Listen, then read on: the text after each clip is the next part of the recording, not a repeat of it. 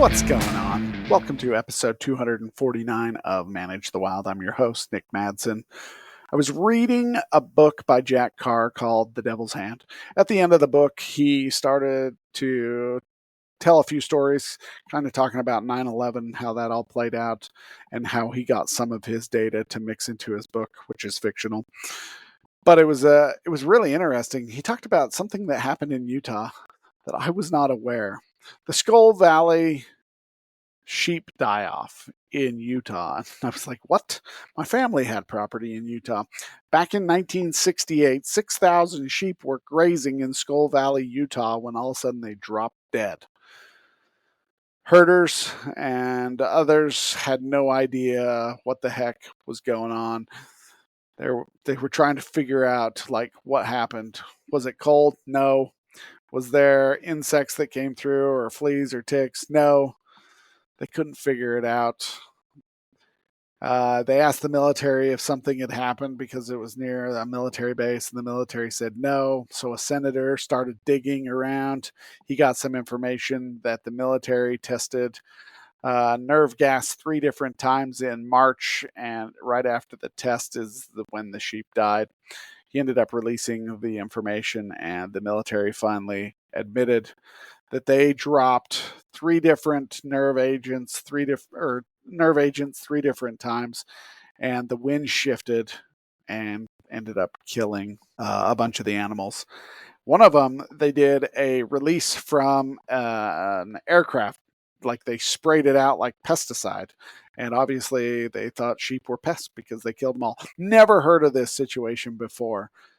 I grew up in Utah, family owned property in Skull Valley. Never heard of it. It was fascinating. Kind of got me thinking, though. What are the effects of military? And I was thinking military bases, military test sites, those type of things. I was wondering what the effects, and have they studied the effects of wildlife in military areas. A lot of the research that I came across, though, talked about wildlife in conflict zones, particularly in former USSR as well as Russia. They talked about the different conflicts and what happens to wildlife, and the laws that are set aside to help protect wildlife in these conflict areas obviously get set aside. They have more pressing matters to worry about. Conflicts are never good, not for wildlife, not for people. It doesn't matter which side you're on, whether you're winning or losing side, you are still losing people, which is horrible, and wildlife is going to take a beating. The wildlife that are in these conflict zones are the ones providing food for either side. So they're both, during these conflicts, there's oftentimes difficult in getting resources and rations to the troops. And so people will go out hunting and provide meals for the troops on both sides. So you got the 2 different people involved in the conflict that are killing wildlife to feed their armies. But then you have the refugees who are fleeing the area. Obviously, they're not going to the store. Stores don't really matter in a conflict area. So they start to run out of food. What do they have to do? They start going after wildlife. And then you also have the locals who aren't going to move because that's their home. They're staying. They themselves can't go to the store because, again, the store's not there. It doesn't really matter. So they start killing wildlife as well. So you're going to see a lot of your bigger animals die off first, as they're easier spotted, easier targeted, and then they're going to get smaller and smaller as they pull more wildlife out of these areas. The effects are huge and they are long lasting. It doesn't just go away. Oftentimes, after the areas that have been in conflict, after the conflict has stopped, it will take years, if ever, to bring that wildlife population back to what it was. It doesn't matter what it was, whether we're talking something big or something small in wildlife, ungulates or whatnot. It just takes a long time for these things to come back because they've been hunted so heavily. Not just by both sides, but by locals as well as refugees. So I started, because I kind of knew that, you kind of start to figure out some of these things can't be good for them. Here's an interesting one. I heard about it a little while ago, a few years ago, but I don't remember where. The Kirov wolf attacks. There was a bunch of man-eating wolf attacks on humans between 1944 and 54. 22 children were killed, as well as teenagers ranging from 3 to 17. And the wolves basically, if I understand correctly, the wolves had started feeding on the carcasses of the dead soldiers, and they had developed a taste for humans. And then the hunters who were hunting the wolves before the conflict started got pulled away, so the wolves became more and more bold. And over the next 10 years, they did everything in their power to reduce and wipe out the man eating wolves. But over 22 people were killed by wolves. And it started during World War II and then continued 10 years after it ended. And they noticed that it was during these seasons when the wolves had cubs. And so it was only when they had cubs that they were finding these attacks. Obviously, it was difficult for wolves to get enough food, and they had no problem targeting children. Okay, now what happens when you move to a military base or an area where they are testing different military when they're doing their different tests, whether it's an airbase or munitions or whatever. Habitat disturbance, obviously, they are cutting these areas up into smaller sections, and they are using each section to its fullest for whatever purpose it is within that military base. And so you have a lot of destruction going on because most of the base is being used constantly.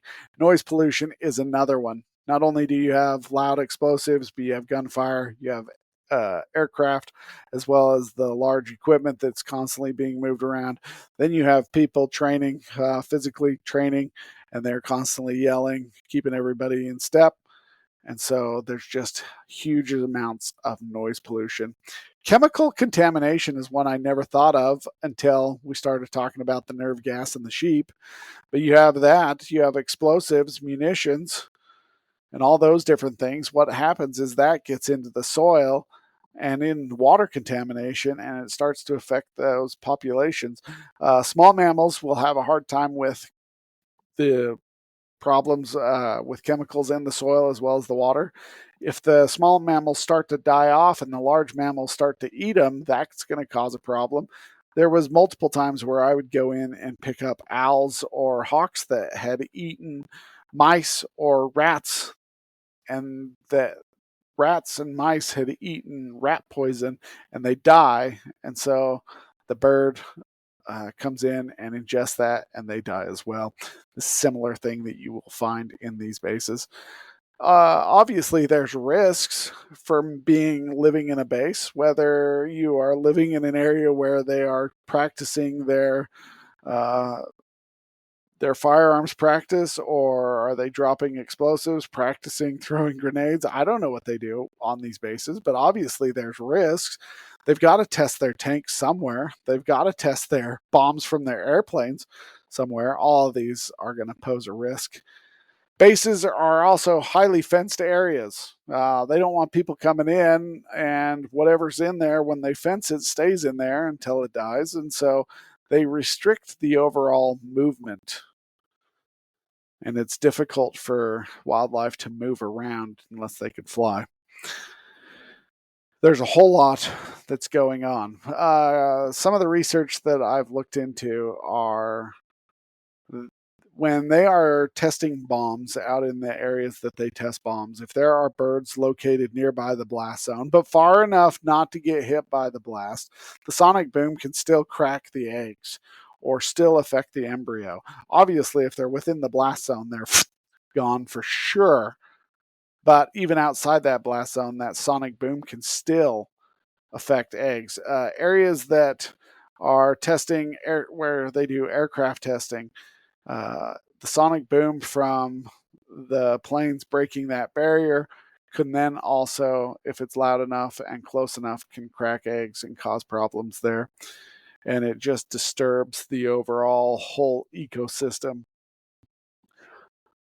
Also, military bases, while they are testing their or shooting their ammunition, there's areas that are constantly being lit on fire from their tracers or their flares and all the different things that they're trying there. And so you have wildfires or man made fires that are happening constantly on these areas. And so none of that bodes well for the habitat. Overall, it's just a difficult place for wildlife to be.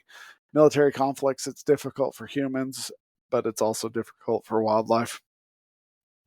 That is what I got today, all because of nerve gas kills 6,000 sheep in 1968. You guys have a great day. Stay wild.